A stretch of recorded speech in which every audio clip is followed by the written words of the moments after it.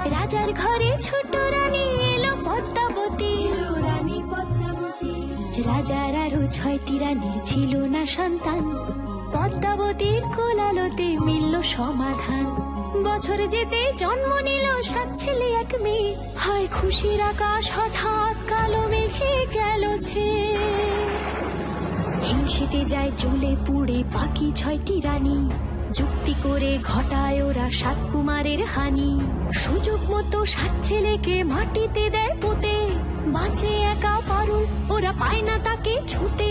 ধাইমা বাজায় সেই মেয়েকে বড় করে তোলে, 7 ভাইকে পায় যে পারুল 7টে চাপা ফুলে। এত কিছুর পরেও রাজার বিপদ যে কাটে না, সূর্য নগরে সুখের সূর্য আর ওঠে না।